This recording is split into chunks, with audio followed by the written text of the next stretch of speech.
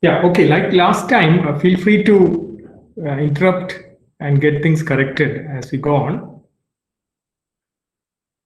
And if you can share your screen, we will also help you with any of the debugging options, if we can. Okay, and remember that look, we kind of suggested everybody to install GNU Radio and start working on it. So the experiments that we are showing now make sense only if you are also doing it. And that is why we are doing it from scratch. Otherwise, we could just show the GNU Radio flow graphs, and that should be enough. But since you are doing with us, we are also doing on the fly, and that way, any doubts which comes up, we can clear it right then and there. So please do it along with us. If anybody has still trouble about installing GNU Radio or getting it running, please write on the chat screen. After the class, we will sit with you and get you started. Okay, here is where we stopped last time. We had some kind of a song we played and we recorded and we played back. Okay, I hope most of you were kind of successful in getting this thing working. Okay. Okay, so now today what we do is that I just like to show you two operations basically on today's lectures. There are two main things that we will try to convey. And if time permitting, which I think last time the lesson was time will not permit, I will also show you something about feedbacks and other things. So the first thing is that we take this song, okay, and we are going to send it, or we are going to kind of what we call modulate it. The second year students may not be that familiar with what is meant by modulation, but all we are saying is that I'm going to show you how to take this song that you can play here and then multiply with a high frequency sine wave. That is all we are trying to do at this point of time. Okay. Okay. So if you multiply, for example, a square wave by a sine wave, since you already know about multiplication, you will say the sine wave happens to be in the interval where the square wave is 1, then the sine wave will come out. If it happens to be in the interval, the part of the sine wave is in the interval where the square wave is 0, it will not come out if you are looking at a plus 1 0 square wave. Okay, so that's simple multiplication. So when you multiply a sine by a sine, we will see how it looks like. It is just good to see how the output is. So what we do is that we take this song that we recorded last time. If you do not have a song, just take a sine wave. That's also fine. And we are going to modulate that song. So I think I have saved the song from last time. If you want to hear, I can play it.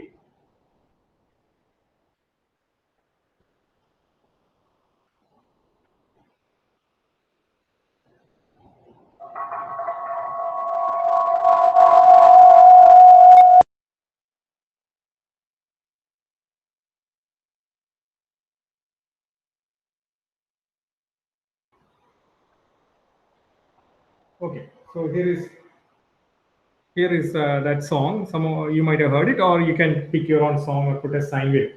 This is some recorded audio that I have played last time. Okay. Okay, so let us start with that. Close this. So we are going to take this song. So I open a new sheet. Since I'm using two windows, I'll stop this video. Okay, so you can watch it full screen.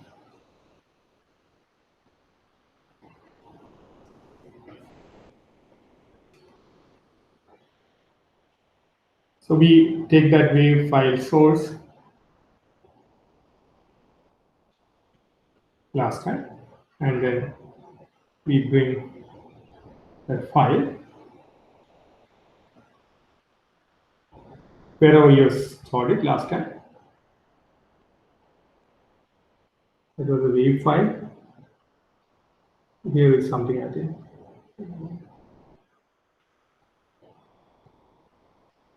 Okay. So we brought the wave file source into the flow graph.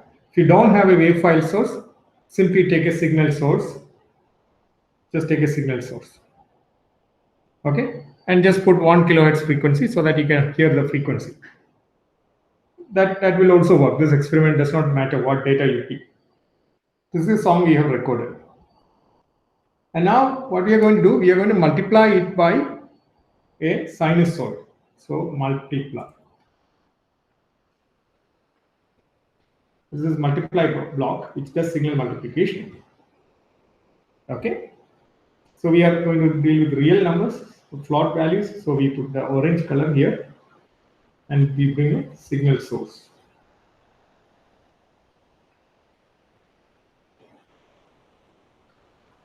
Okay. What frequencies shall I use? Typically, what the radio, the old radios or the BBC radio, etc. you had, they used to use hundreds of kilohertz as the multiplying frequency. Here for illustration, let's take something like 100 kilohertz. Okay, so I take 100 kilohertz. So this is 1 kilohertz. So I put 2 more zeros. 100 kilohertz as the sampling, as the frequency. But unfortunately, you can see that the sampling rate is only 32,000 samples per second. It means that the frequency in 1 second makes 100,000 ups and downs, whereas you are only taking 32,000 samples, which means you will not be able to represent all the ups and downs. Okay, you will lose a big fraction of the ups and downs. So you have to pull this frequency up also. Let us keep it to something like so this is recorded at 32K. Let me just check what it was recorded at. The audios. It was at 44.1K. So just to get the numbers correct, I'm going to use here 44441. Okay. So 100K sampled at 441K, which means per cycle at least I'm taking 4 or 4.4 samples. So I have enough samples to work. Okay. So every cycle I have to store enough number of samples, more than 2 anyway. Otherwise I will have problems later. I'm taking 4 in this particular case, or 4.4. Now we can multiply this party with that party. Here is a key glitch that as a signal processor we have to take care. Yes, Abhishek, it is 441K. That is because my frequency of the signal is 100K. So I have to sample, I have to take more than 2, at least 200K I have to do, but for the purposes of factorization, etc., because I'm using 444.1 kilohertz music. So I'm putting 441K. But you are correct, Abhishek. We have to match the speed, otherwise we will not be able to multiply. This is coming at, this first fellow is coming at 44.1 kilosamples per second, whereas the second one is coming at 441 kilosamples per second. You have to match that. And that's where a very important block, in fact, I took this exercise to introduce to that very important block. It's called rational resampling. Now, for EE 229 students, you can think of what we do is simple interpolation or digital interpolation, which converts 44.1K to 441K. Okay, so we need to add 9 more samples for every sample. How do we do that? We have already discussed this. What we need to do first is to put 9 zeros between every samples and then fill up with those zeros with the interpolated values. That's what we are going to do. When we put a value 10, this will put 9 more zeros. Okay. And if I don't put anything in the tab, it will do what is called default interpolation of this rational resampler. So it is not, it is not cubic there is some default interpolation it uses. Perhaps it's spline. I have to check what is inside, but it is spline. Okay, Kankana was asking something. Let me just have the questions shown.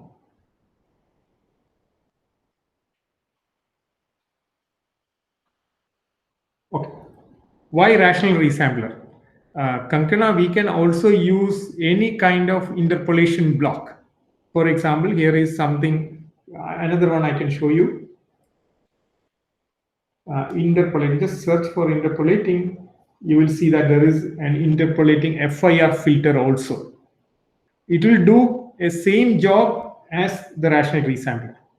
But the rational resampler is more versatile. The reason being that you can interpolate and you can decimate, you can throw away also.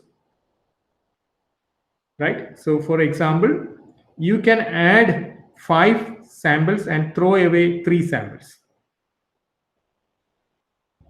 Okay? Or you can get coprime numbers also. Right? So you can get into rates that you want to. Yeah, why we need interpolation? Yes, Kankana.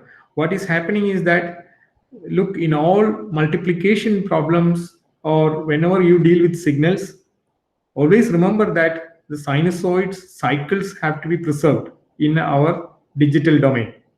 If you do not, then the computer will have no idea what kind of sinusoid it is.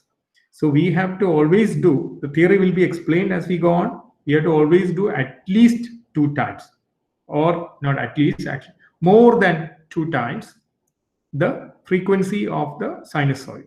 Here the frequency is 100K. If you look at actual frequencies, for example, Delhi radio station, I think it's 550 kilohertz is the frequency at which it transmits. The old AM station, this is called medium wave. So we are trying to mimic it by saying that we are going to multiply by 100K. Okay. Now 100K waveform has to be sampled at least at 200K. What I did was I sampled at 441K. So that means every cycle at least, actually there are more than 4 samples every cycle. Is that understood, Kankana? But the song that we recorded at 44.1K, so the song was recorded at 44.1K. So you have to put 10 more samples in the middle. 9 more samples for each of them, so that you also, this rate output of the rational resampler is now at 441 kilo samples per second. Okay, 44.1 kilo sample song interpolated by 10, so you get 441 samples per second, matching with the. So I connect this. Yeah, sometimes it may, this GNU Radio version 3.8 has several slight glitches. So please go inside and ensure that you are doing float to float. Otherwise, it may complain later. Okay. And now we can actually put a throttle there and look at the output.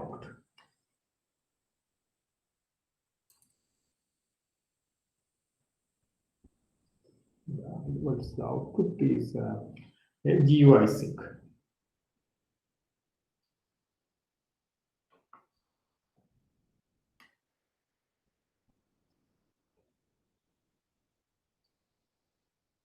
Okay.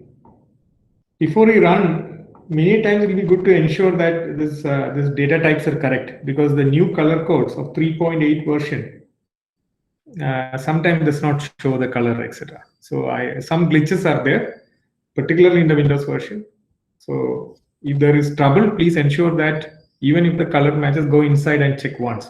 If you are at 3.8 GNU Radio version, 3.7 works flawlessly. Don't worry at all, that they work very nicely. Okay, so this is what we have. So we are going to see what this song is and what this output is. Okay, so we can take one of those themes and save as.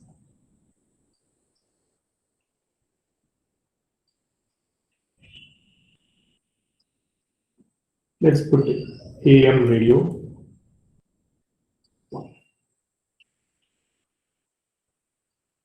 save it and run it.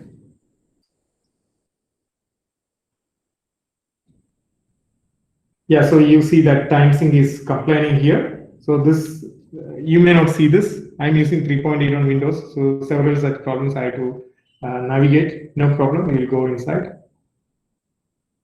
Navigate this.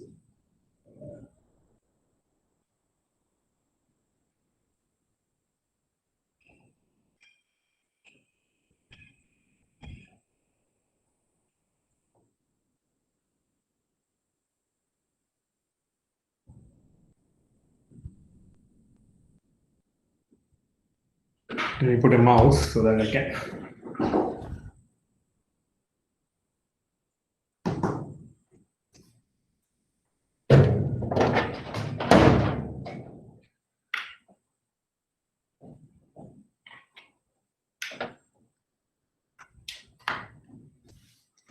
This mouse makes me feel he's Jerry and I am Tom, and he fools me every time. Okay, some buttons come up. Okay, good. So you can see this is the multiplication of the sinusoid with the waveform, the audio waveform we have recorded. Actually, you can go inside and see what is there.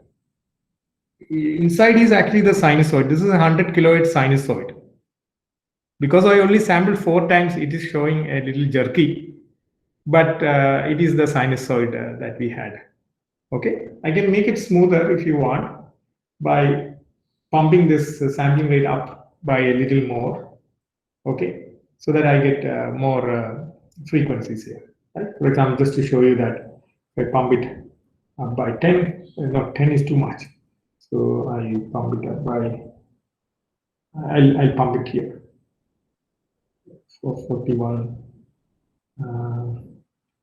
Yeah, why not here? Pump it here. 882.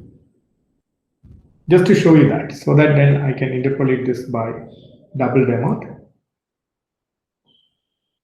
Right, so that I match the ratio here.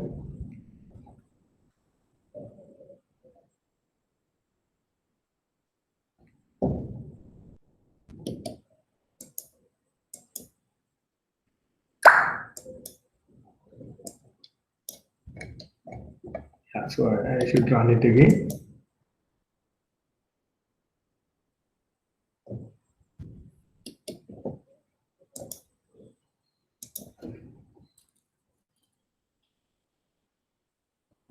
Just want to see some more points.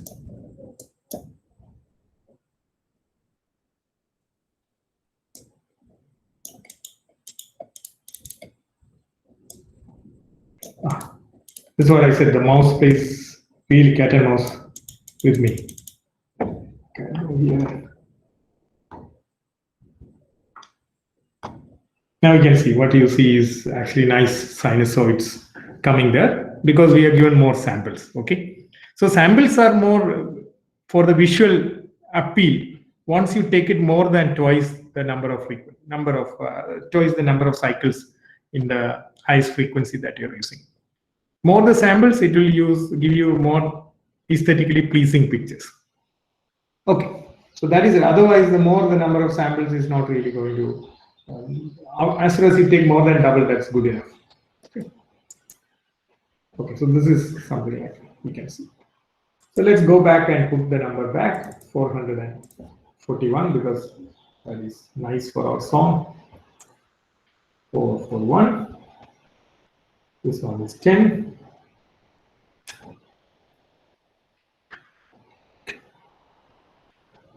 Now there is an important aspect of this block I have not said much about. The rational resample. If you go inside, there is something called tabs.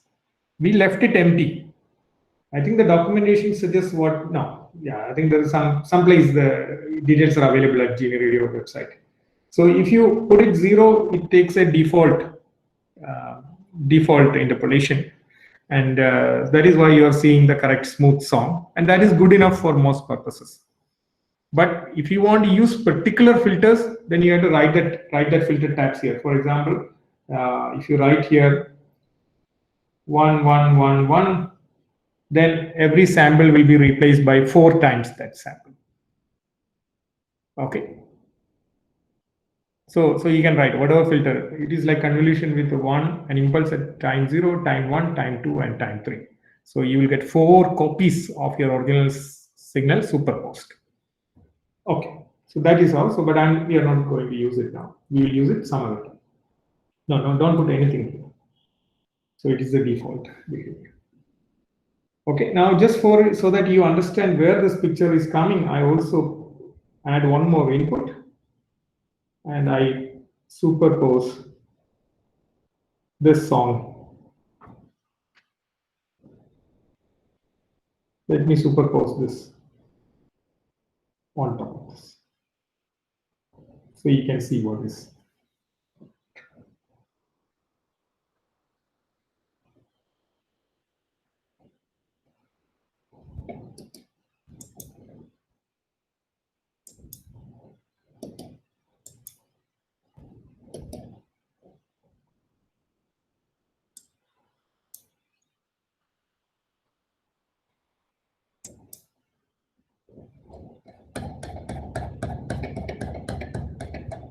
It's because of the volume or of the size. Okay. So you can see what is happening. The actual waveform, what we have recorded, the audio is the green line. The voltage is going from minus, let's say 0.1 to plus 0.1 or something is the voltage that we have recorded. That's because of my volume settings while I recorded the song. And this song gets multiplied, and the sinusoid is the pink guy after multiplication is the pink guy. So the frequency of the pink waveform inside is that of the sinusoid. Okay. Keep this portion up here just to illustrate further. You can see this frequency inside is that of the sinusoid. This is the audio waveform. The green one is the audio waveform. So it is all clear. That is why we interpolated it appropriately before we multiplied it. Because we want the original frequency, the green frequency to stay like that, and the red frequency to stay like that. Okay, and matching multiplication order to, just like we are multiplying the analog waveforms. If you do not interpolate, it is not like we are multiplying the analog waveforms. Okay, we are making one go faster and the other go at the correct time. When we interpolate, we match the time of each signal. Any questions at this time? Let me check. Okay, no questions. Okay, so the multiplication is clear. This is how, once the song is multiplied like 500K sinusoid, the AM station in Delhi or any of the regional stations that you have will pump it using a power amplifier and a huge antenna. This antenna is a big antenna. The old radio stations we have seen, they have a very tall antenna. I don't know how many feet. I will say tens of meters high. Okay, there is a reason for that. If you have a device like a mobile, you need only a small antenna. That is because we use frequencies in gigahertz, whereas the radio stations use frequencies in 500s of kilohertz AM ones, and the FM ones uses hundreds of megahertz. Still an order of magnitude below that the mobile uses. So you see that the mobile has a big advantage that you need only small antennas when the frequencies are high. But on the flip side, whatever BBC transmits will come to you from London using this medium wave AM.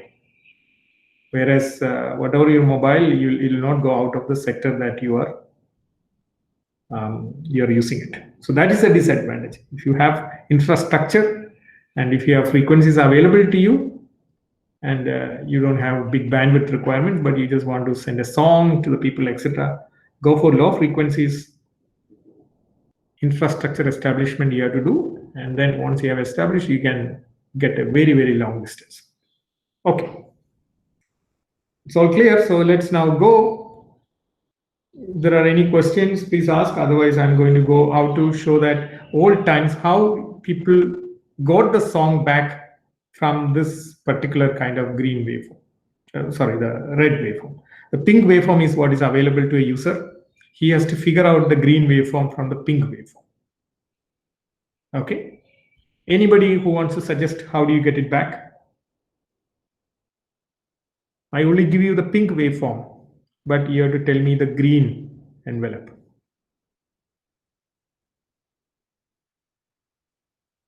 Anyone?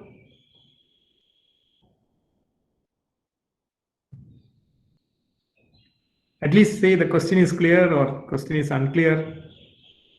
We have the product as shown here. And the product is what is broadcasted through a radio station. And you are the receiver. That device you have, even if you use your mobile, you may get that pink waveform. And the pink waveform contains information about the green waveform. Can you get it back? We can interpolate the peaks of the pink waveform. Yeah, so that is something that you can do. We can interpolate the peaks of the pink waveform. The bad part about that suggestion is that if you look at this particular point that I'm showing now, after that the peaks go like that. Right? But whereas our waveform should follow like this. So there is no way to kind of separate between these two signals, no? If we just use for the peaks. We add another sine signal of comparable frequency to the violet one. Yeah, so what does it do? So we'll take the difference term, like we'll have one sum term and sum term and a difference term. No, we're not supposed to add, we're supposed to multiply. Not multiply. I mean, you can use anything. I was just asking for a suggestion. Yeah, so people, yeah, Kankana is correct. We can do envelope, but then one has to be careful that this envelope should not follow the pink as originally was suggested, but it should go below like the green one. Karthik is suggesting we'll use mixer. Of course, we can use a mixer. There are many ways of doing it. But in old times, we were not exactly using all that. Of course, we were using mixers, etc. But that was for some simplicity. Today, we know how to exactly get the green curve without any further information from the pink curve. All we know that it is AM. But old times, we did not exactly use this kind of waveform because people thought it's a challenge to get back the green waveform directly from the pink waveform. So what they did was just like who suggested first about the peaks? Jeff. Yeah, Jeff. So the idea was the first thinking for many of those people was that, okay, can we just get the peaks above the zero axis? That the green line, can you make it somehow above the zero axis all the time? We know multiplication by sine wave will make things to the negative side, but still we wanted to retain something on the positive side, which is exactly like the green curve. So people came up with this idea, or this is actually what was used first. They just added a constant. So we'll do what? We'll just add a constant before we multiply. Okay, so to our song here, we just add a constant. So there is an add constant block, just add constant. Just bring that party there. And we are going to add a constant. And the constant's purpose is to keep the signal above zero. So let's see. So what we're going to do, we just add 0.5 or something. Okay, 0.5 is something I know from my recording that the voltages are not too high. The voltages are in -1 to +1, I would have added 1 to make the signal above 0. So now you can see this signal has a nice property.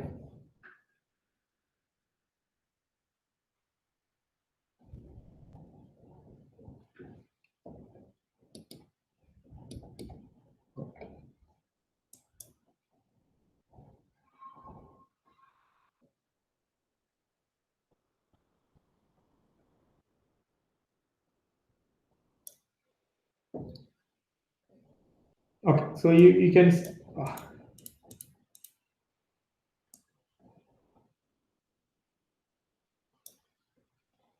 you can see that the peaks are all floating above zero. Okay, they're all floating above zero. The green curve is now completely above zero.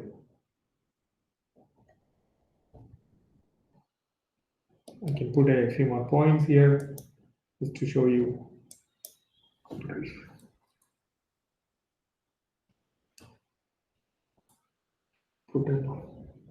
So the middle mouse button is a very useful option. If you have it, use it.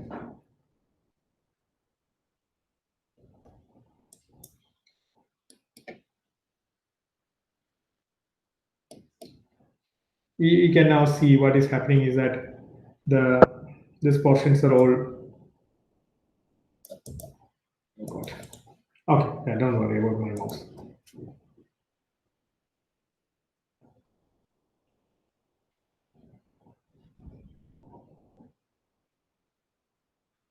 I've given it much more than it can handle. So I should have said the number of samples here is something like this. Double is okay.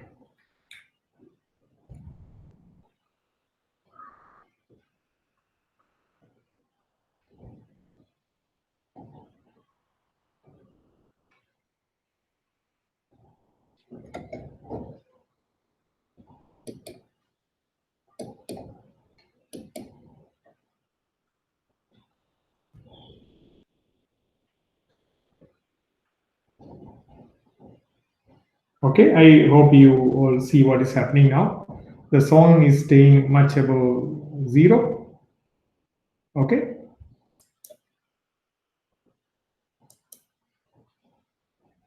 Good grief, I say stop, it doesn't stop. Okay, so you can see what's happening in this.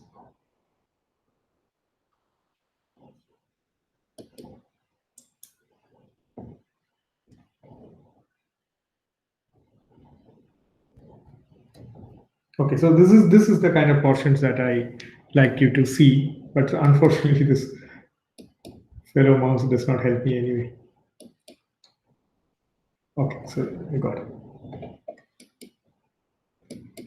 Okay, anyway, the gist of the story is clear for you that that there is one side of it, the green curve is always above zero, and because of that, though the red curve, the pink curve goes to the negative side, but we still have the peaks always above zero, as Jeff was suggesting, and this kind of guarantees us that things are going to work out very nicely.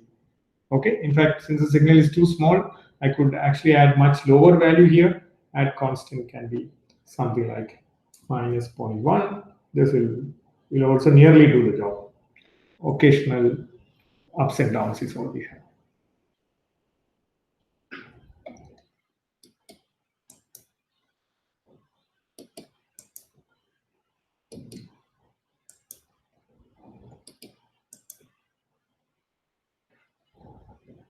There are some portions where it will go down when the volume is high.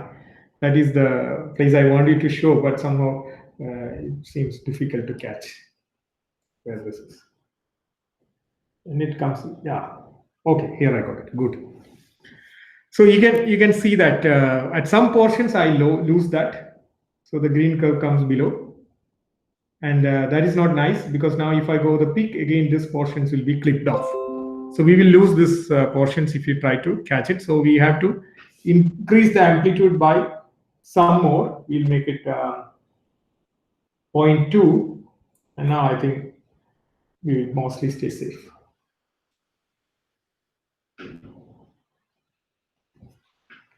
Okay. You can see now we'll mostly stay safe all the time. The green curve is always above. So now we will just have to get the green curve creamed out. Once it's creamed out, you can play it back as your audio. So we are going to do that. How to cream out that green portion and play it back as the audio. Okay. So creaming out means the bottom side I'm going to ignore, or I'm going to throw away. In fact, I can do something more. I will do what is the absolute value. So the bottom becomes always also the positive side. I take the absolute value and then feed this. So that means I will have now only one side. You no need to worry about the other side at all.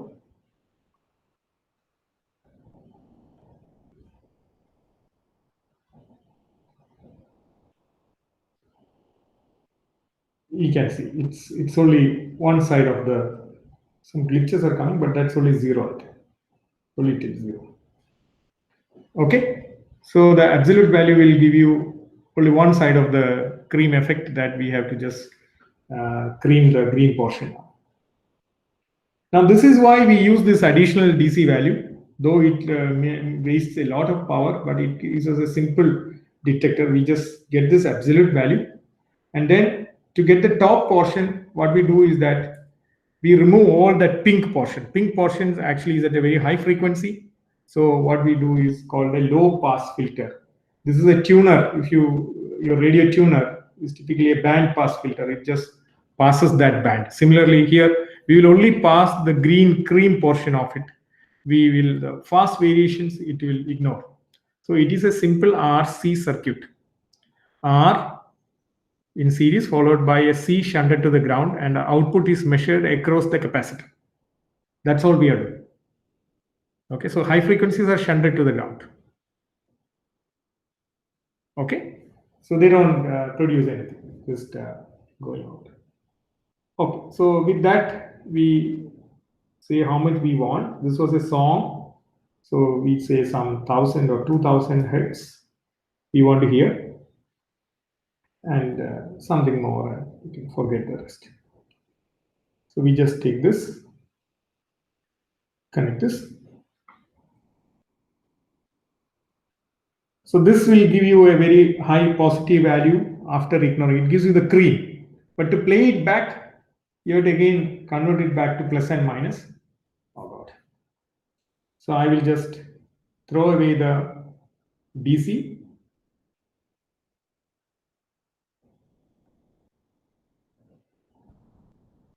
Sometimes my fellow only takes this.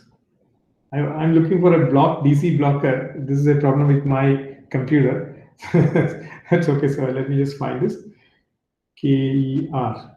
So this is DC blocker. I can't type letters C and D. If anybody faces this problem and have a solution, let me know. The new computer, but if you press C and D, it does other operations in GNU Radio only. Okay, so we can do this. I will. What I do is I'll also introduce another block just to make you make things look okay. I'll take a virtual sync. Virtual sync is nothing but one of those breadboard. One of those breadboard points that you can think of. I'll give a stream ID as what is that? Low out. Any name is okay. It's just a name. And then what we come here and we take that same fellow. This is like a breadboard's other side. You connect and you get the same connection here. So you get the same now, same name. Take low out. Bring it to a DC blocker. This will just pull everything back to 0 level.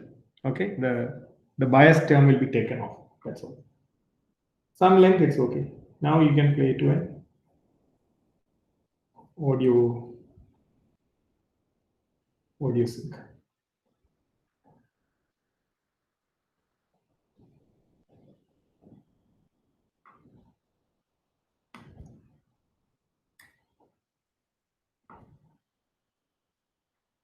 Okay, this is all very nice. Perhaps I should show you one more output before I show you the audio sync. So I'll just disable this, put one more time output just to tell you what you're seeing. 3. So let us.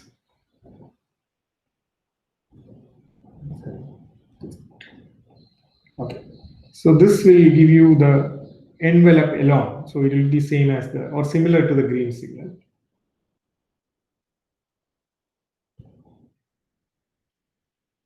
apps block using 4 FAR.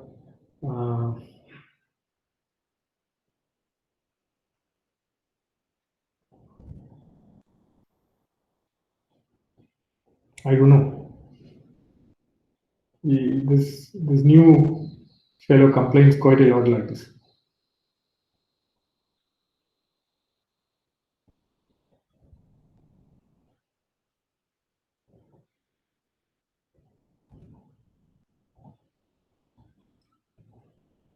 This problem will not be there if you are on 3.7.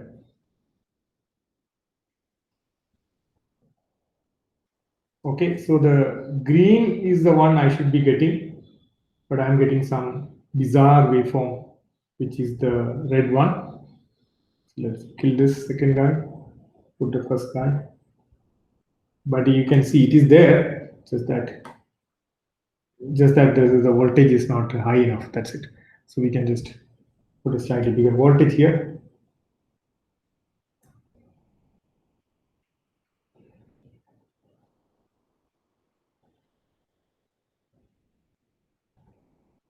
Now you can see that they do.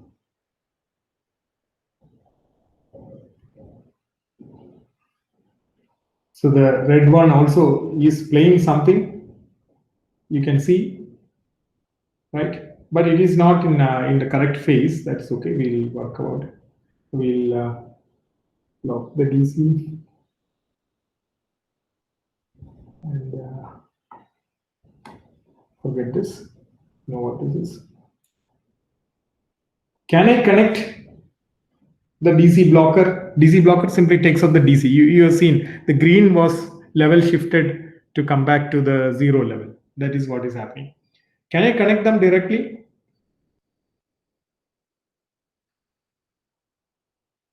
The problem with connecting them directly is that this sampling rate is 441K. This is not allowed in a audio sync. Audio sync has certain frequencies that it will display here. So we have to do 44.1. So we can connect this, but remember to throw away 10 samples. So you can make it decimating and throw 10 samples off here. Okay, so I can as well increase the frequencies to, so that this is not just song I have a record which is a device like a drum, so it will have a lot of high frequencies. Number of loops, sorry.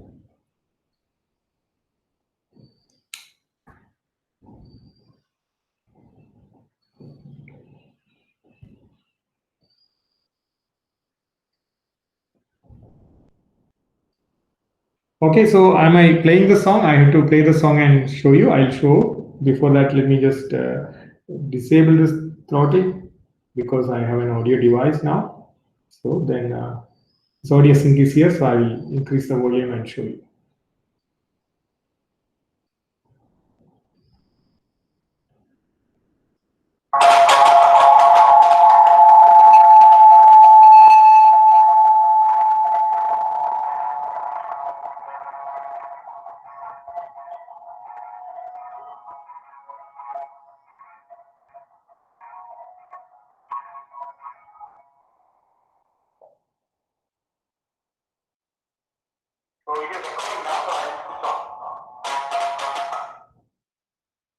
Okay, so you can see that it plays out exactly as we planned. Remember, I'm playing out the high multiplied waveform. I have kind of thrown away the inside waveform and kind of found the cream or the envelope, and then blocked the DC and played it out through an audio sync. So the speed matching of 44.1, here is 441. Here is 441, but because of this decimation, 10 samples are thrown out. And because of that, the speed matches that of the audio sync. Everything gets played out. You can see it is exactly it's very simple. It's just all you need is this absolute thing here can be replaced by a diode, which does not compute absolute. It only throws away the bottom half, but still the peaks are preserved. So you just simply use a diode and a RC filter to play out the audio. So this was the major advantage of using the additional DC that we used, or this constant that we added. If you do not add the constant, the diode will not work. Okay, and your song will be lost. And portions of the song will be lost. Some parts will be played out correctly. Okay. When you come back, we can also show you how to actually set up a radio station by using low power transmitters, which we already have in the Well Lab and other places. Okay, so same circuit, we will be able to push it out. All we have to do is that 100 kilohertz frequencies, we don't have devices, and plus it needs huge antennas, etc.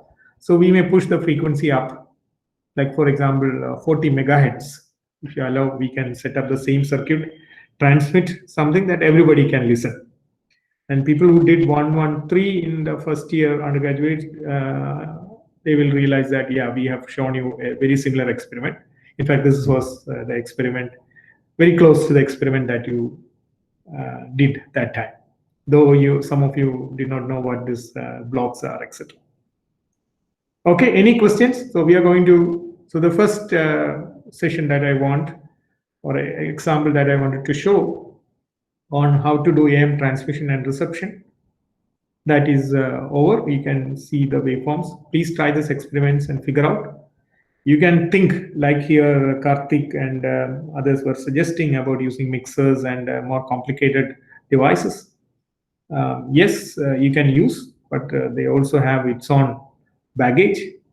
You have to know the frequency correctly, things like that. Whereas this fellow here, he doesn't care about what the actual frequency was, or as far as he can just put the diode in the circuit. He did not even care about what the frequency of the carrier was. Okay.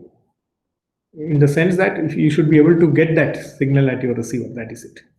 Once you get it, the diode will not worry about what is the frequency, except that it will play out the audio for you. Okay, so that was the simplicity of the scheme. So it made AM radio extremely popular, though people knew that FM was much better in terms of quality, but still AM took off because of the simplicities. Okay, so let's go to the next experiment, if you all agree. Okay, now I increase the complexity a little more in the next experiment. Shall we? May not on. Okay, so let us, if there are questions, feel free, or if you are not able to get the output, Professor Appaya is also there, so we can actually dig down and get you working. Anybody having problem not getting? Any block not clear? Please talk to us. Why did we use cutoff frequency 3K, cutoff frequency 2K, things like that? These are intuitive values now.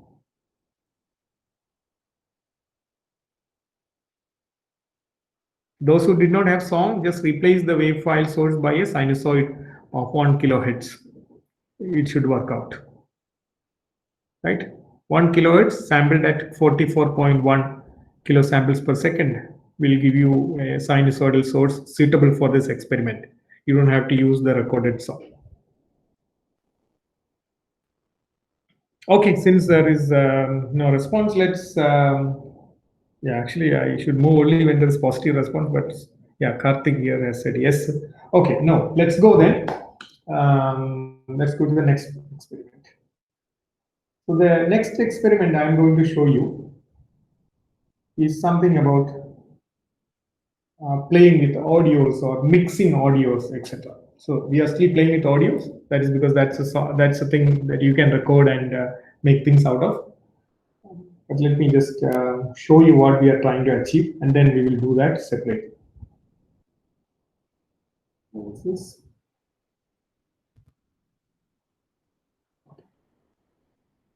Okay, here is the thing that we are going to do. I'm just giving you the complexity idea of this. It's not heavily complex, but still there is something which is nice about it. But I will give an outset and then we'll start building this. Outset view first. So there are three signals in this particular case. I chosen simple frequencies so that these are familiar to you from your telephone days. If you have used the old telephone, some of the tones are what they use to generate different signals for busy tone and things like that. So those are around 400 hertz frequencies.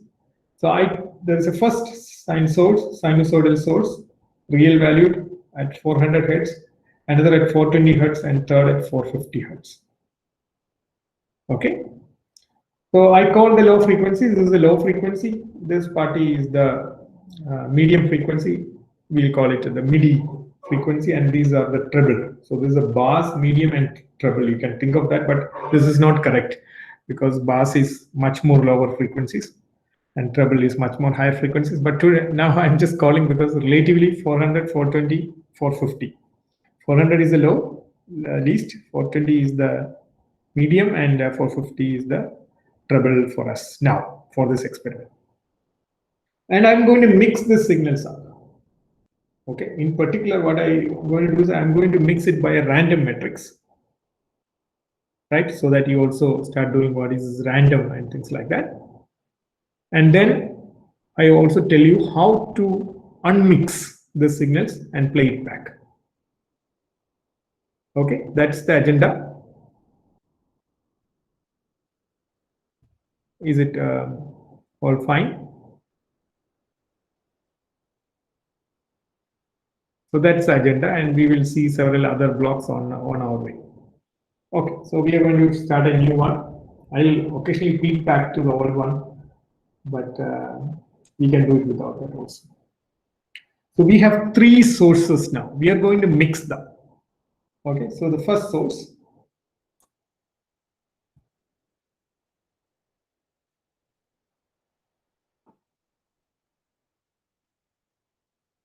Second source, third source.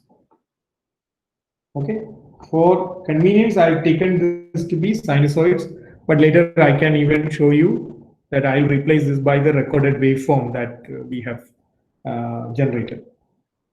Slight glitch is that waveform was generated at 44.1, so we may have to just massage it a little bit. That's okay. So this we convert. This also. This also. So we have converted all to the real values. First frequency we said is 400.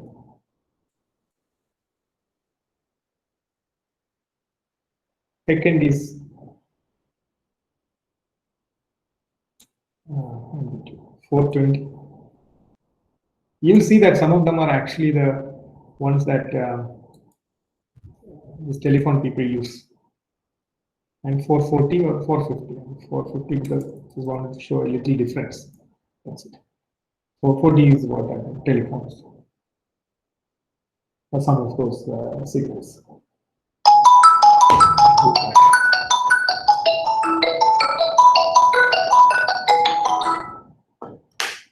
Okay, so we have these three. And what we want, so these are three signals. Three frequencies. I'm going to mix them. I want to show you how to mix these signals.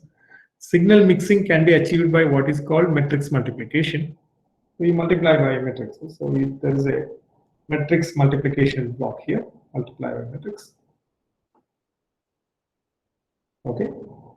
And you go inside. And you can actually, so this is an identity of 2 cross 2. So you can make it one more by. You see what I mean? You add just a 0, 0, 1, 0 and 0, 0, 1, you get identity. But it may be because we can use the power of Python to do things a little more streamlined. Let's put something like that. But the problem here is that what is NP? Nobody knows what NP is.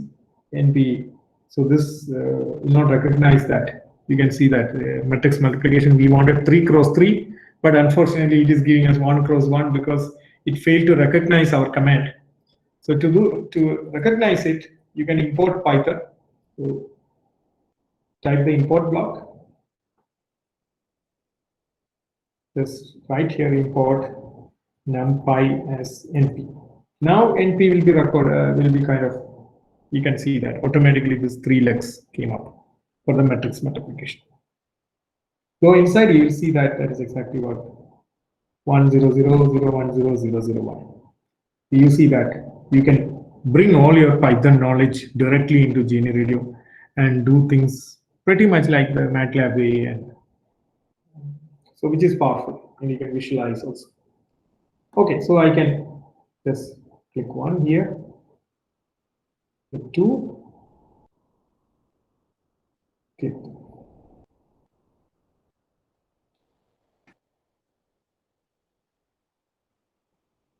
Okay. Okay, good. So now we can play this and see also. But believe me, the sounds can be piercing and can damage a little bit of your ears. Karthik is asking why Python module block required. Yeah, it's okay. I mean, when it's required, we will bring it into this. Currently, I'm not using it. I was only showing you that my earlier block used that. You can run without it also. Nothing that critical, but it's very convenient. So this particular experiment also introduces this Python module and tells you what it is. Okay, there is one more powerful block, Karthik, which is called the Python block. Very powerful. We will introduce it in one of those future classes, or if there is interest, we will introduce. That needs a little more work. It needs you to understand how GNRadio works. Okay, so NP that you have here. Now let's also control the amplitudes, because these amplitudes can be quite unpleasant for you. The frequencies, if the amplitudes are very high. So let's keep some ranges just to have a control of those amplitudes. I just put the 3 ranges. They are just amplitudes. So we can put the name. The low frequency is bars. It's not really low frequency, 400 hertz, good frequency, but think of it as bass for the time being. Okay, so default value is 1.1, 0 to 1, steps of 0.1, and we want to make it. Okay, so there is Y counter. I mean, we can use this knob, which is a nice turning stuff. Okay. Similarly, this fellow is the middle range. Let's call this as a MIDI. Many of you know the MIDI standards. MIDI. Again, we can put some default value. Just to avoid, in case it's piercing into your ears, please have this block ready. Otherwise, it can damage it. For example, my kids run for their life when I play this.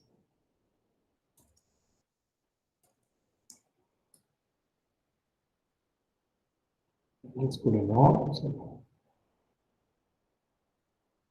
the last party, I did not read. Okay, I guess this also okay. So this is the treble.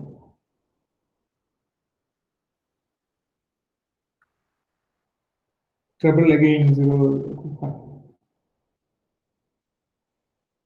Good number.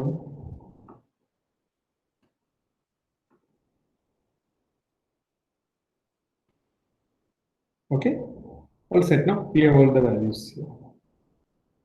That counter plus line. So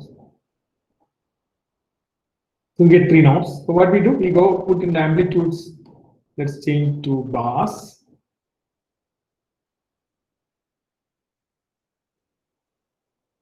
MIDI and treble, so that we can control them. In case it's piercing your ears, just stop it.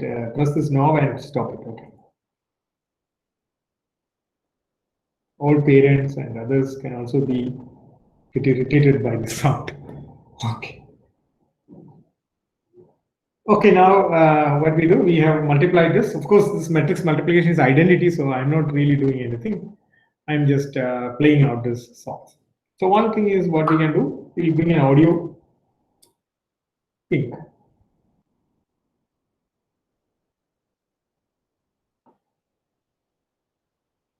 You can bring it here. But unfortunately, there are 3 outputs and 1 audio sync. That's very painful. So one can, for example, do an addition. Okay, just add them.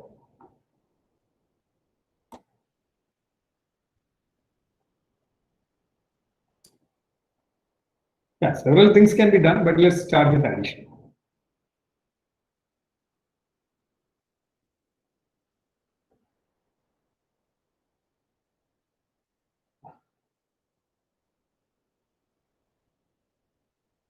So then you bring it, connect it. Okay. Okay. Oh, how to get 3 input for multiply with matrix block? Can you show me? Yeah, of course. So what we did was the multiply by matrix block. If you go inside, what you have seen there already was a list, something like that. 1, 0, 0, 1. If you have something like that,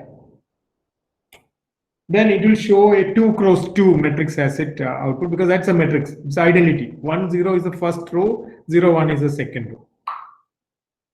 Okay. If you put one more, 1, 0, 0, 0, 1, 0, and 0, 0, 1, you get identity 3. But then we realize, okay, see, this will now make the output to 2, as you correctly saw.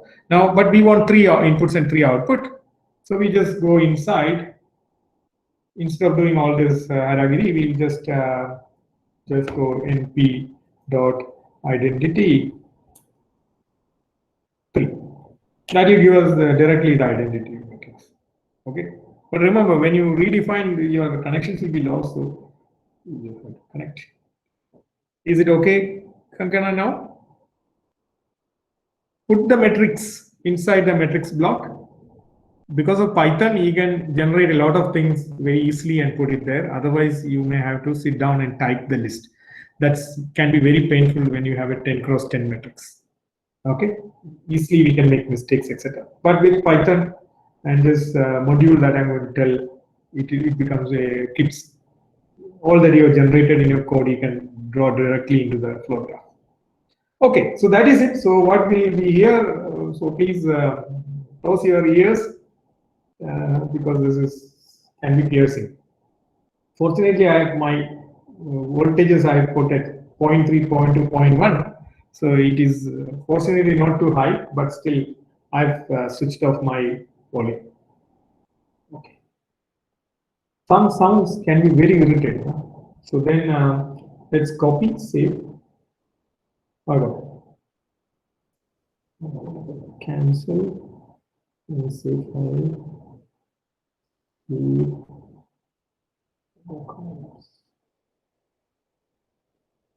So this was our mixed audio mix one. Mix one. Okay.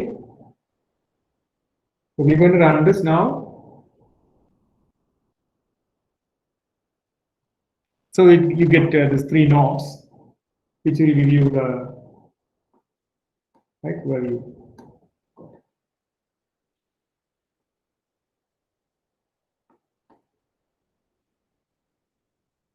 I won't move. Mouse will help. Okay, fortunately here the mouse helped. Okay, so now you can see I'm going to just on it for a while. So I'll run.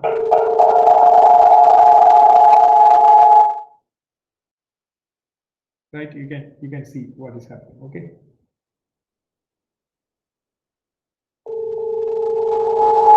So this is your telephone busy tone.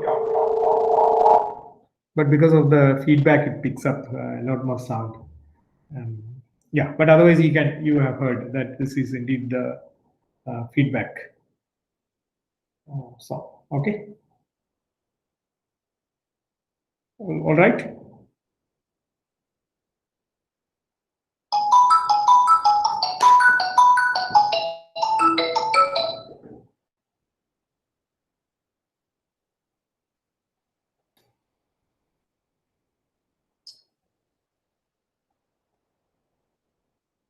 Just,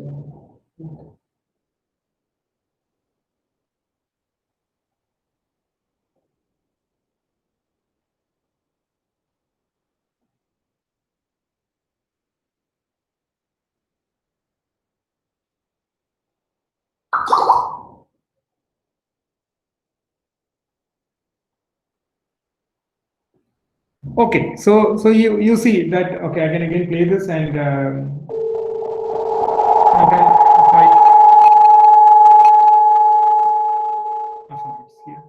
so I can bring it down.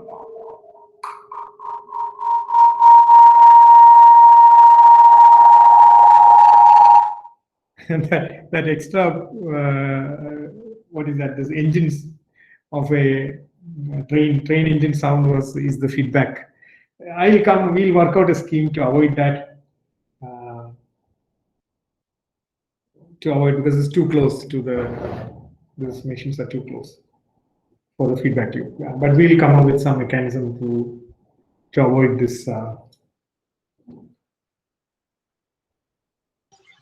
what are the causes for the arrow to be red in color? Oh, arrow to be red in color primarily means that there is a block mismatch, that the output is not output number is not same as input number. If you can share your screen straight away now, I will show you where the problem is. Who is this? Sir, it was Jeff. Sir, I understood, sir. Yeah. It was float and complex, so that's why. Yeah, that is what. Yeah. So 3.8, if you're using, be a little wary of this kind of things. Up to 3.7, it's very automatic. It will straight away show either an error directly, but 3.8 sometimes it will not complain. But once you run it, suddenly you notice that it says there's a mismatch. Yeah, so Garima has gotten it working. Very good. What exactly is happening when a signal source is multiplied by a matrix? Akhila, so you have to think of a signal. We know that this is nothing but a set of values until we give it some kind of a time reference. Here the time reference is given by the audio sync. So which means that every 1/32,000 seconds, one sample is put. This means, okay, it's not exactly how it runs, but the inner meaning is that 1/32,000 seconds, you pull out one sample from each of the signal sources. So you are getting 3 samples coming out at a second. Matrix multiplication, here it is identity, which means that it's 3 samples, this 3-length vector is multiplied by identity, so you'll get the song back exactly as it is. Okay. In particular, when you play, you can go inside. When you play, if you pull the treble button to 0, MIDI button to 0, you will only hear the low frequency there. You will hear only one tone, and a pure tone is very easy to decipher. It is not as bad as the other one, but it is still have a soothing. For some it is soothing, for some it is piercing. But you will be able to identify a pure tone. There is no mix-up of 2 frequencies. You will see a pure, like sa, re, gamma, etc. The pure tonal thing will come through. Okay. So what happens is that once you mix, for example, I multiply by a matrix which has all ones. That means the first output will be sum of 3 signals. Second output will be the sum of the 3 signals. Third output will be the sum of the 3 signals. But if I multiply by a random matrix, then it is all crisscrossed. All the songs and music, etc., get jumbled up. In a recording studio, this may happen, right? That, because of the system acoustics, geometry and geography of both the overall environment, what may happen is that this left side low frequency instrument may mix up with a high frequency equipment which is being recorded at another side. So this mix up will happen, but fortunately using the dynamics of the room, etc., we know how they are mixed up. So this is a very important question, that if you get signals which are mixed up, how do we play them, or how do we separate them out? So this is called signal separation.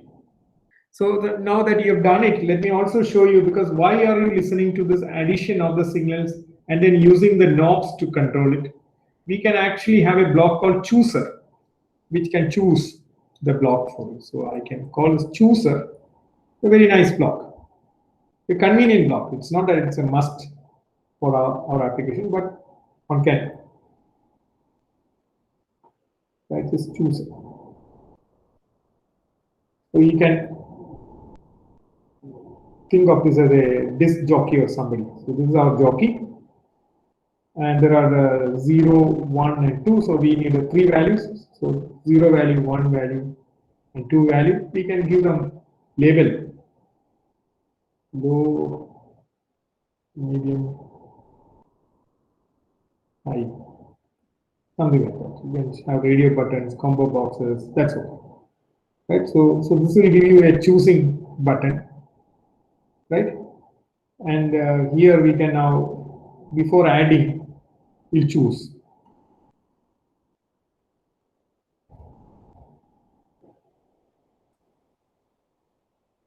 We can put a multiply block. Multiply constant. 3 of them.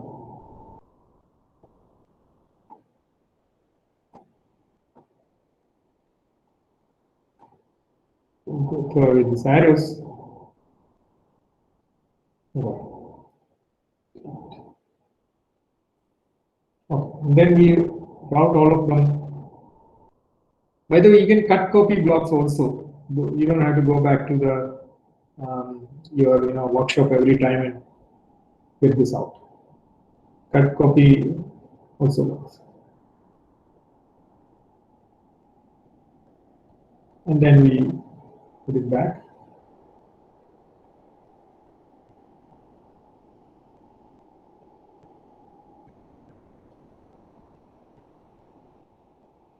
Okay.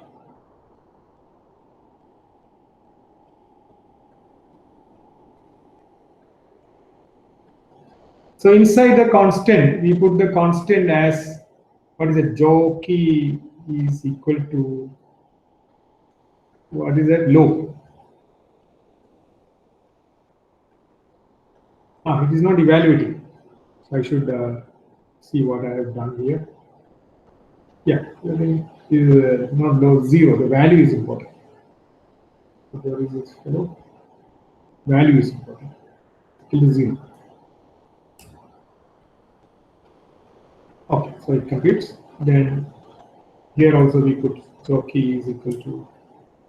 This is again the power of Python that we are using. And the jockey, sorry, the constant jockey is equal to 2. So this is our disk jockey who will choose which one to add and play. Okay. Now if you play, it's already here. Let me start. Okay, this.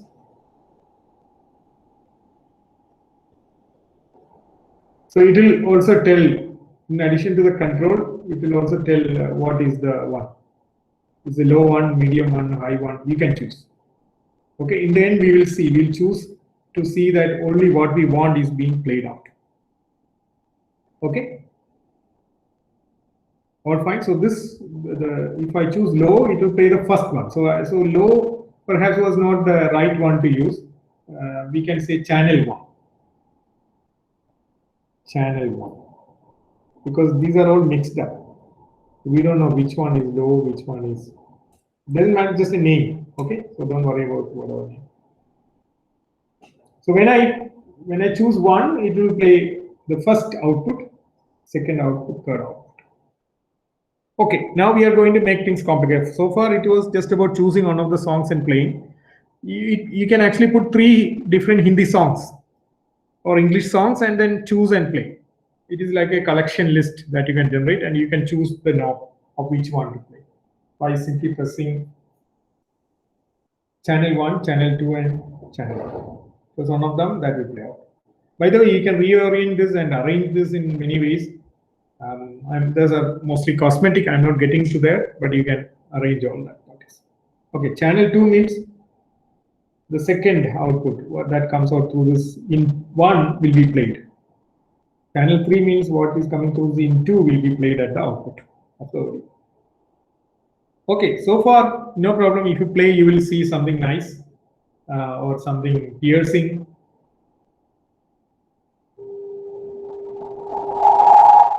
Like that, okay? We should do something for this. Yeah, this feedback loop. I think we can do something. Okay, no problem. So now what we do is that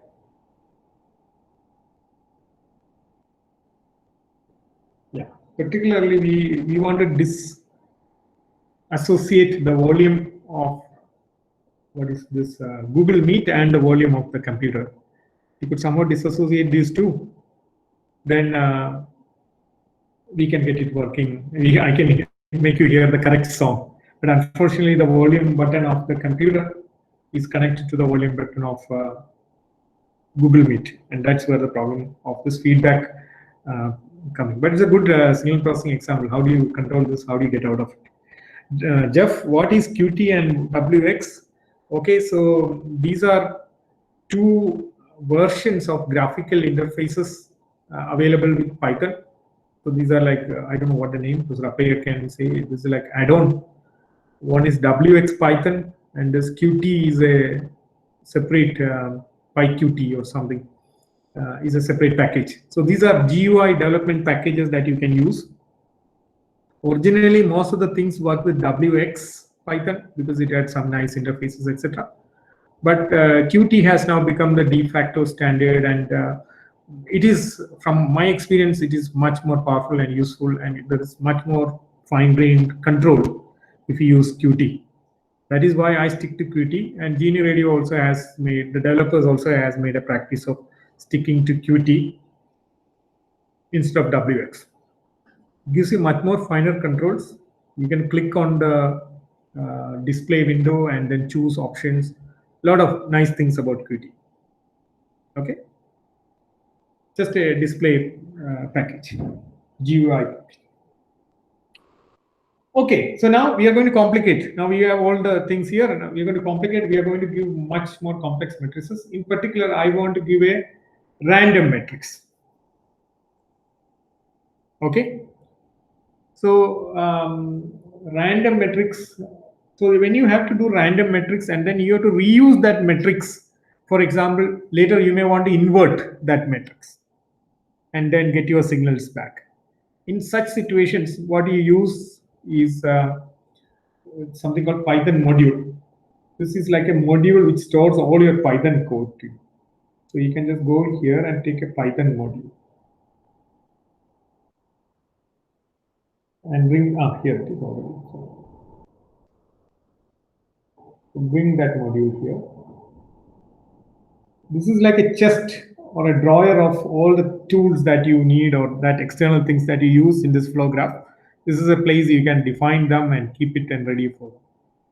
Right? It is like, you have made a lot of your functions, procedures, etc., and you have defined a header file which contains all the definitions. This is something of that sort, except that the programs are also there. Right? So you can call whatever is there in this module by the name of the module. The first thing, Windows users, be careful. Sometimes you will have trouble with getting this module working. But Professor Appaiah is there. We have actually helped some other people also cover this problem. So we are confident we'll handle it. So you can give any name. For example, you can give my module. Underscores are okay. You can give something like that, my module or my definitions, something like that. And then you open it in editor. Would you like to choose the editor? Windows users, please use Notepad or default if it's available. So it will open an editor. Okay, with the thing my module. Where is my module? Oh, it's running. Okay, no editor selected. So let's edit. Use default. Oh, this is mine is Windows. Okay, so that is why there is no default editor. For a moment, I forgot that I had. So I have to do open in choose editor, and your Windows will have something called Notepad, right? Notepad. you can choose Notepad. It's simple editor. So Notepad will open and give you this. Linux users don't even worry about anything. It is automatically taken care of. So here you can define a matrix. Say, for example, A is equal to NP dot, let's say, 1. So, of course, if I use NP, I have to say import number. This is standalone. There's no connection to the other input. So, I have to do this once, something like 3, 3. This will give me a whole ones matrix. Okay? So, matrix of all ones. Simple as that. NP dot zeros 3, 3 will give you a matrix of all zeros. Okay? Just save. Don't close. Just save.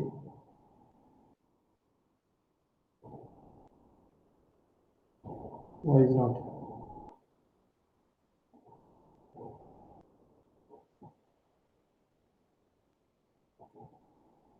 I thought I can just. Okay, just that's it. Yeah, just say OK.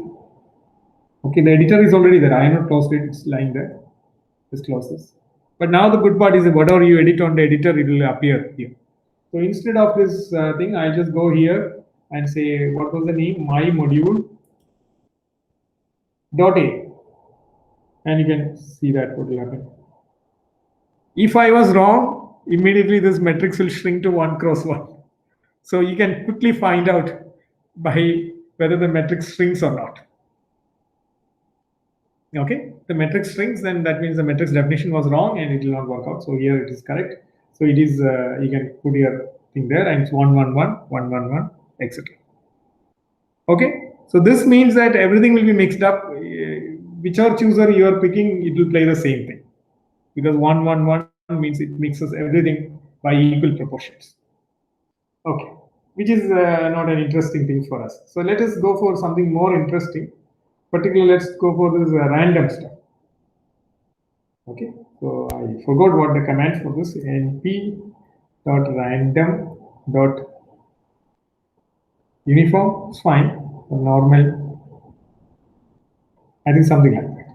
I'm just guessing, but if it's wrong, then of course you'll see that the matrix will. It's wrong because you can see it was not correct here. So there is some other definition. No problem. Just Control Z, go back here and correct it. So 3, 3, and then perhaps I have to put the variant, the mean and variance. This is how it is. Look, I don't remember all the commands every time. It's also gone.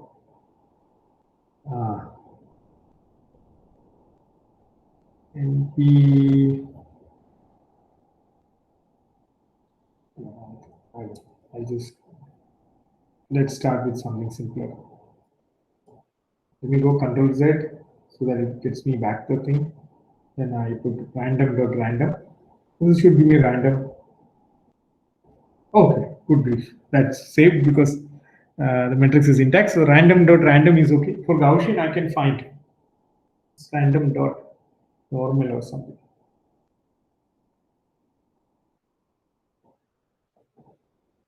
NumPy.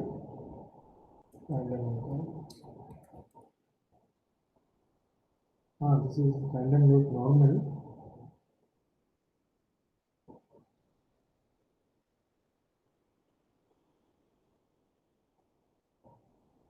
Mu sigma first. Okay, something like that. You have to give 0, 1, the matrix size. So we'll go back there. And we can also put another one. No problem.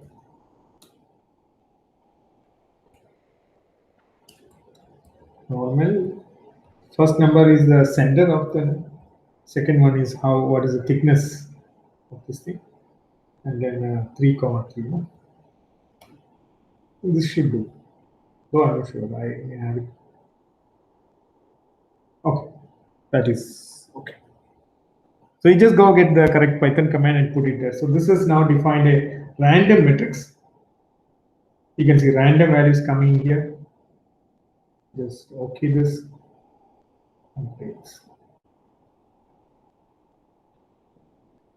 Okay. Now you can again play with these different channels to see what is coming through. It's a mix up of many things. For example, if you put the treble and the mid values to 0, that means the bars or the low frequency will come through each of the output, because other two are zeros, and some random combination of the low frequency will come to your ears. So you can verify all this and see that this theory is exactly what is being implemented by this matrix multiplication. Okay, play around with all this. Right, I have played around a little bit just to see how these things are. So it is quite nice. It works out. But it brings to us the key question. If I give you this output of this matrix, so you have recorded these three, they are mixed up. Can you separate out those frequencies and give us three different? So a disc jockey's job will be having these three different frequencies, and then adjust is using equalizers or the joystick in front of him or her. That's how they do. So how do we separate these signals? Turns out that you can use, one thing is simple that all of you may know, that you can just invert the matrix. Okay, but inverting the matrix is a very bad idea, particularly for this random kind of matrices where the condition number of the matrix may be very bad. Okay, you just end up unnecessarily boosting noise or whatever bad signals or quantized portions of the signal if you just go for a direct inversion.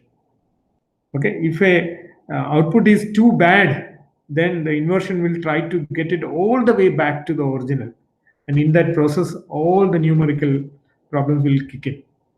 That is the key problem, and this is connected to what is called the condition number of the matrix.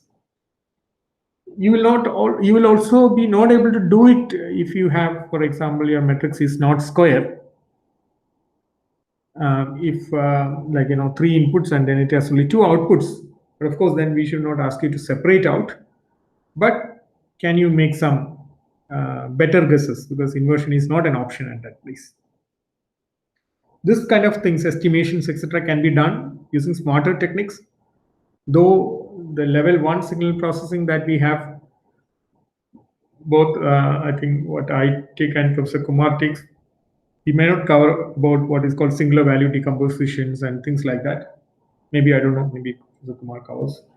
So then you can actually do singular value decomposition and work out this matrix. Because of time limitation, I'll show you directly the curve that I have, the same thing I have done earlier. So what I do is that this is required. This is just to show the output, that's all. But what I did was the same. This is that matrix that we have, right? And so there is an input to the matrix and there is an output to the matrix. So before we record, or at the device itself, we do this slide operations that we are putting here. So this is, I can show you the Python file. This is the Python file. So this is my matrix.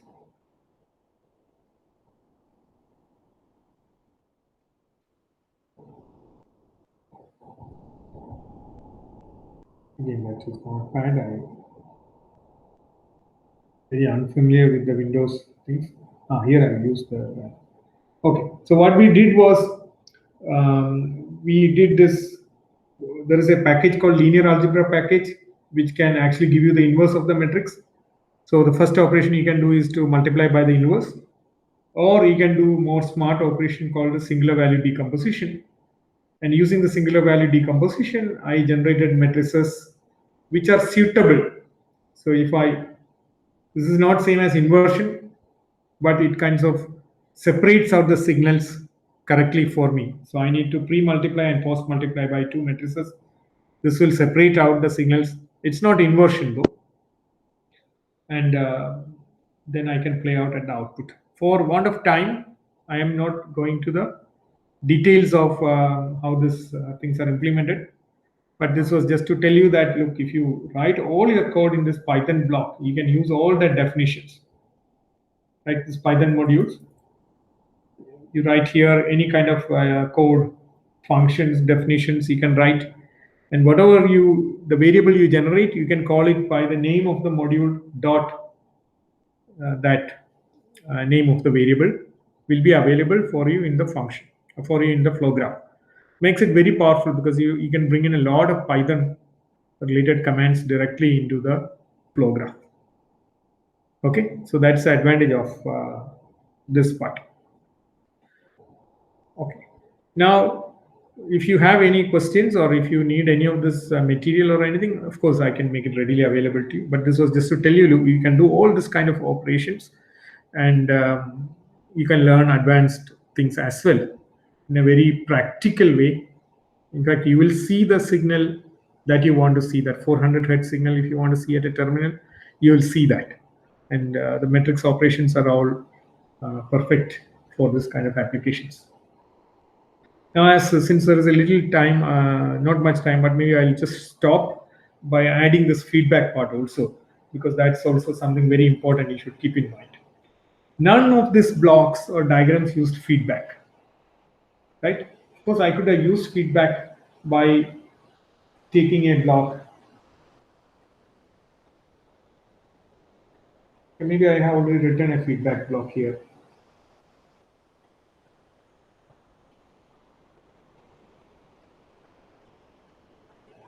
Okay, no, forget. So none of this block had any feedback. If you look at that, no loop is there in the flow graph. That was very important for the system to work. As such, Genie Radio does not support this kind of looping programs. Any loop you have has to be inside a block. If you make a loop outside the block, the flow graph may have problems, because the underlying Genie Radio operation is that it unwraps these loops and make the operation in blocks. So one data is not actually passed. In fact, it is around 4,000 data. If you look here on the bottom of the page, you will see there is a number 4096. I think that's the size, or if not, yeah, I think that is the size. Whether it's shown here for that reason, I do not know. I have to check. But some 4096 samples are sent in each block of transmission from one block to the next. So it is not transmitting one by one, as we may think. Transmitting one by one using this computers thing is almost not possible, I will say, in the current framework. You have to have dedicated hardware and clocking for that. So what Genie Radio does is that it steals cycles and sends a block of values. Okay, so a block of values are sent to the side. 1 second. Hello.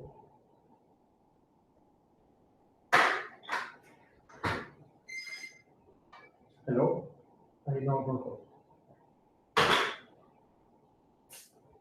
Okay, so a block of values is what is actually being sent. So that it is very important that there is no feedback in that loop, because you see it will take time before that feedback has any effect, and you have to compute using that effect. So it is all kind of a non-causal way of doing things. So Genie Radio does not support blocks, feedback as such.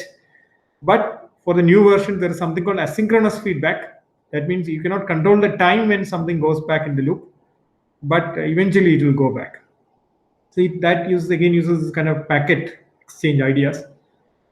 So many times you may actually need to build what is called a loop for a system to work. For example, frequency estimation, frequency corrections, or timing synchronization, etc., or PLLs, that's the phase lock loops, phase estimation. These are loops. You have to know something at the output and control the input using that. And this is not possible in the current kind of setup, but there are ways out, and I'm going to tell you how you can do feedback in this kind of blocks. So instead, I actually show you feed forward. That is surprising, but I'm going to show you that. So for feedback to happen, something has to go out of the block, out of the flow graph.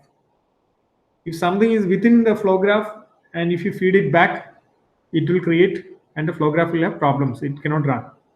Okay, it will complain, okay, there is a loop, I cannot run this. But if you physically force data to go out of the flow graph and use one of the external windows, you pass it to the next room and get it through the window back, this kind of ideas, then you can fool GNU Radio to implement feedback, and that sometimes are very much necessary. In particular, slow control applications where you want to look at the output and control how the input behaves, you have to send the information or the signal out of your flow graph. So out of your flow graph means, for example, audio goes out of the flow graph, okay, because it has to be going to an audio card. Similarly, some hardware which has to take the input, store it and put it back. And fortunately, your computer has a very nice terminal which does this job. This is called the UDP sync. So UDP and TCP are the backbone of your computer's internet connections. Okay, and with the Wi-Fi slightly different, but again TCP is the, so these are the widely used protocols how you do data communications from your computer.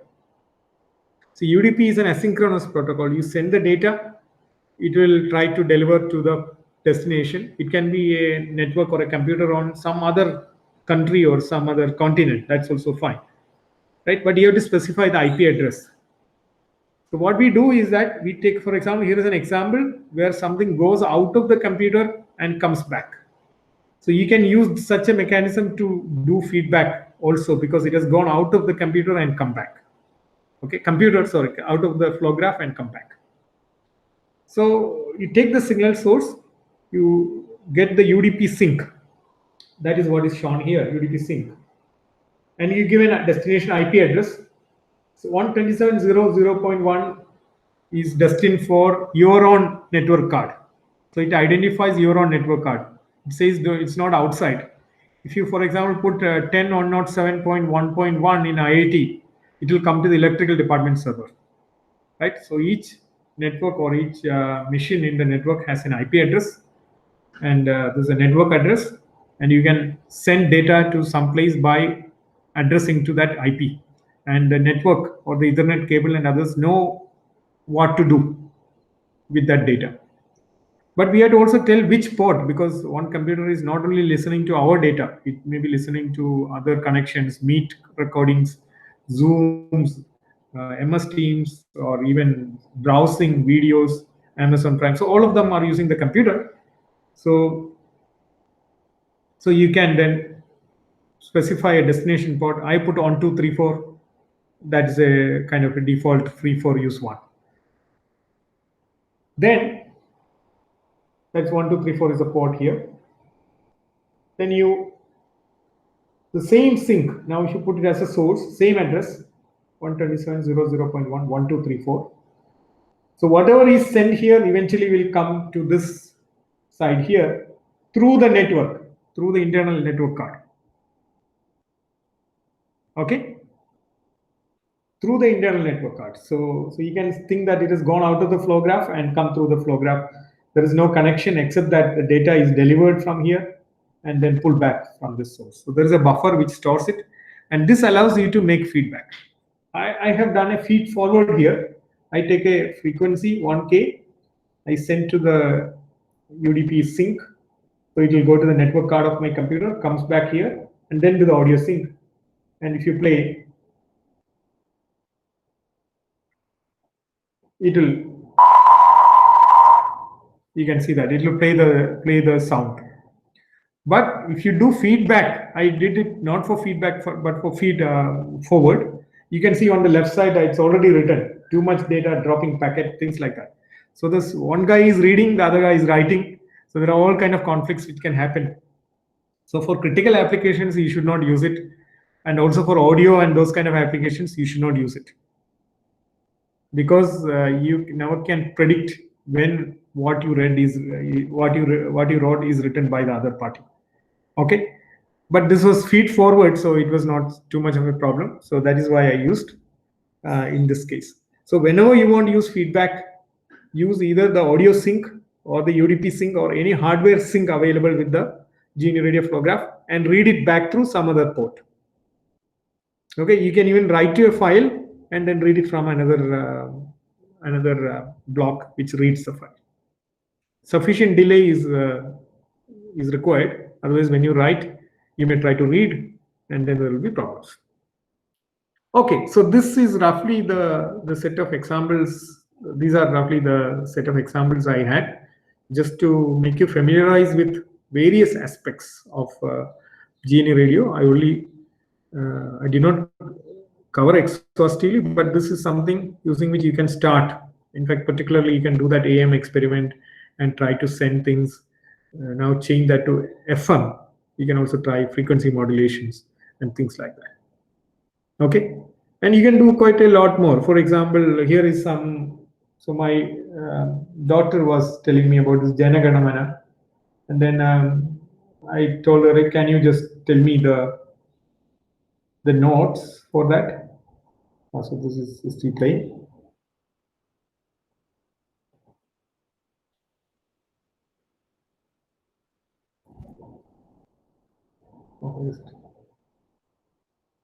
Okay.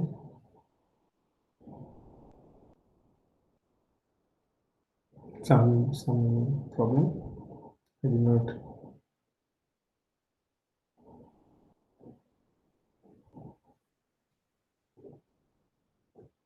This sync was working or something like that.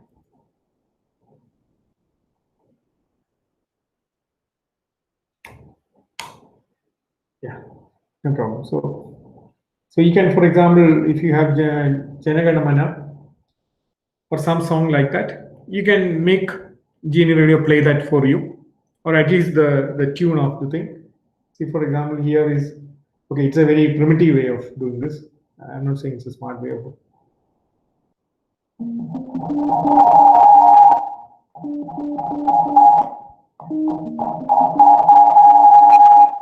Yeah, sorry about the echo picking up, but you can actually play this. Yeah. Maybe I will just try that once, whether I can meet.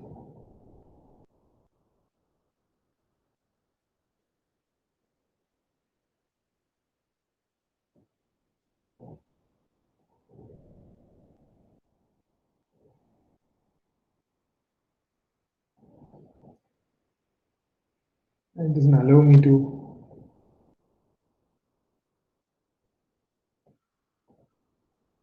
It doesn't allow me to do anything with that. Okay, otherwise I could have tried to play. But you can see that the background score of Jana Gana Mana can be played by simply encoding. All I did was I encoded certain numbers and then put through an interleaver and played out. Yeah, of course I use something called voltage to frequency converter or VCOs to play this out. But any song like Happy Birthday to You, a lot of such things you can play out by generating the corresponding sequence and playing it out. Please experiment as much as possible. And if there are any doubts, complaints, or even about installation, etc., feel free to contact us. We will help you with this. But once you are all familiar and running, then I think this is a very powerful tool to learn signal processing in a much better way. Okay, so thank you very much, Kumar. I'll stop recording. Yeah, okay.